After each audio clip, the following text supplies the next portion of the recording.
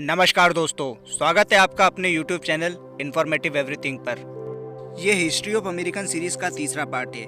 किसी वजह से यदि आपने पहले की दो वीडियो नहीं देखी हैं तो मेरी आपसे गुजारिश रहेगी कि पहले आप उन्हें जाकर के ज़रूर देखें। लिंक मैं आपको डिस्क्रिप्शन में दे दूंगा। So today's in this video we will discuss about the American gold rush, American civil war and we will also discuss about the contribution of sir Abraham Lincoln in the American history and world history also. तो जुड़े रहिए मेरे साथ video के अंत तक।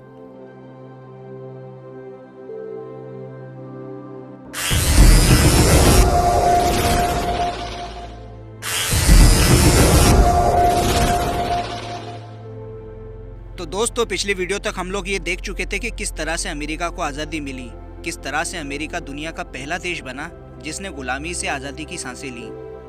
तो अब हम ये जान लेते हैं कि किस तरह से अमेरिका संयुक्त राष्ट्र अमेरिका बना। 18वीं शताब्दी के अंत तक अमेरिका आज़ादी के बाद भी अभी भी 13 कॉलोनियों में ही सीमित था।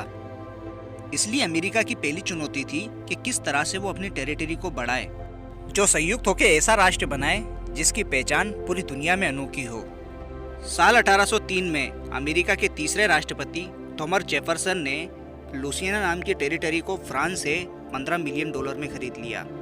फ्रांस अपनी टेरिटरी लुसियाना से काफ़ी ज़्यादा दूर था, इसलिए वो उसको संभाल भी नहीं पा रहा था। अमेरिका लुसियाना की जगह को हड़पे, इससे तो अच्छा ही है कि फ्रांस उसको अमेरिका को बेच दे। लुसियाना को परचेस करने के बाद में अमेरिका की टेरिटरी लगभग दुगनी से भी ज़्यादा हो गई। उसका राज मिसिसिपी रिवर के वेस्ट तक चला गया। साल 1848 में अमेरिका ने मेक्सिको से युद्ध में नेवाडा, कैलिफोर्निया, टेक्सास, कोलोराडो जैसे बड़े स्टेटों को भी अपने अंडर में ले लिया।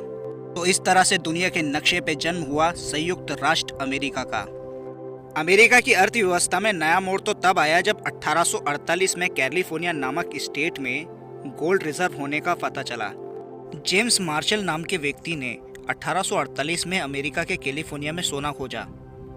कैलिफोर्निया में सोना मिला और सोने मिलने की वजह से यहाँ पर कई सारी खदानें खोदी गईं। तो अमेरिका की आर्थिक रूप से ताकतवर बनने की दास्तां यहीं से शुरू हो जाती है। इसके बाद तो दुनिया के बड़े बड़े देशों का यहाँ पर रश लग जाता है और अमेरिका धीरे धीरे आर्थिक रूप से मजबूत होता चला जाता है। तो आइए अब बात कर लेते हैं अमेरिका के गृह युद्ध के बारे में और जान लेते हैं कि किस तरह से दास प्रथा को खत्म किया गया। अमेरिका का गृह युद्ध एक ऐसा युद्ध था जिसमें अमेरिका के दक्षिणी राज्य अमेरिका के उत्तरी राज्यों से संघर्ष कर रहे थे और आखिरकार उत्तरी राज्य इस युद्ध में विजय हुए। इस युद्ध में उत्तरी राज्य अमेरिका की संघीय एकता बनाए रखना चाहते थे तथा दास प्रथा को खत्म कर देना चाहते थे। उत्तरी राज्य प्रमुखतः व्यापारी तबके के थे। यहाँ पर आधुनिकीकरण हो चुका था, उद्योग तथा विकास दोनों ही यहाँ पर थे। वहीं दूसरी ओर उत्तरी अमेरिका, जिसको कॉन्फेडरेट स्टेट भी बोला जाता है, ये मुख्यतः कृषि के ऊपर आधारित थे और कृषि के कार्यों के लिए उन्हें गुलामों की आवश्यकता पड़ती थी। इसीलिए ये चाहते थे कि दास प्रथा हमेशा चलन में रहे। ये लोग दास प्रथा को अपना हक मानते थे। 34 राज्यों में से 23 राज्य उत्तरी थे तथा 11 दक्षिणी।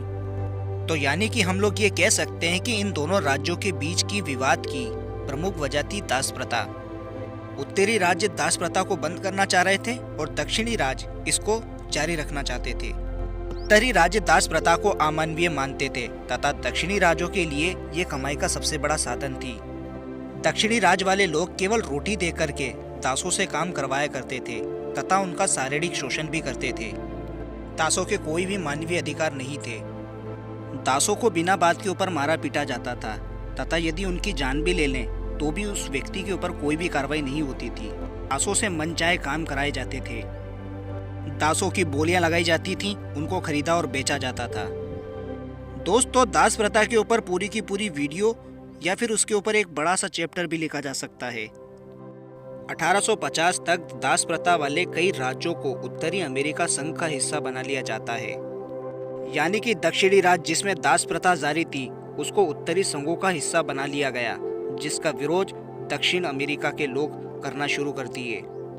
तो शॉर्टकट में हम ये कह सकते हैं कई सारे ऐसे राज्य जो कभी दक्षिण अमेरिका के पार्ट थे उनको उत्तरी संघों में शामिल कर लिया गया, जिसकी वजह से दोनों राज्यों के बीच की खाई और भी ज़्यादा गहरी होती चली गई। इसी दौर में 1860 में अमेरिका के अंदर चुनाव होते हैं और 1861 में दुनिया के इतिहास के सबसे महान राष्ट्रपति अब्राहम लिंकन को राष्ट्रपति चुन लिया जाता है। अब्राहम लिंकन रिपब्लिक पार्टी के थे और रिपब्लिक पार्टी दास प्रथा की कटु आलोचक थी। खुद अब्राहम लिंकन भी दास प्रथा के कट्टर रूप से खिलाफ थे। उनको बस मौका चाहिए था कि वो किस तरह से दास प्रथा को खत्म कर सकें और 1861 में उनको ये मौका मिल ही गया। लिंकन की ये जीत दक्षिणी राज्यों को नागवारा गुजरी। विरोध तथा नफरत दक्षिणी राज्यों में लिंकन के लिए साफ दिखाई देने लगी। इसके बाद एक एक करके दक्षिणी राज्य संघ से अलग हो गए और अपने आप को स्वतंत्र घोषित कर लिया और अपना नया राष्ट्रपति चुन लिया। यह है जेफरसन डेविस, जिनको उत्तरी अमेरिका के लोगों ने राष्ट्रपति घोषित किया था लिंकन के अगेंस्ट में। और यहीं से 1861 में अमेरिका के गृह युद्ध की शुरुआत हो गई तथा अमेरिका के टूटने का और बिखरने का खतरा मंडराने लगा। लिंकन ने प्रण लिया कि वो किसी भी हाल में अमेरिका को टूटने नहीं देंगे, वो अमेरिका को टूटने से जरूर बचाएंगे। लिंकन ने अपने कूटनीतिक प्रयासों से उत्तरी अमेरिका का संपर्क बाहरी दुनिया से नहीं होने दिया। उत्तरी अमेरिका के राज्य बाहरी देशों से मदद ना मान पाए ऐसे माहौल बना दिए। दासों को भारी मात्रा में सेना में भर्ती कर लिया गया। जिन पर कभी अत्याचार होते थे अब वे सैनिक थे।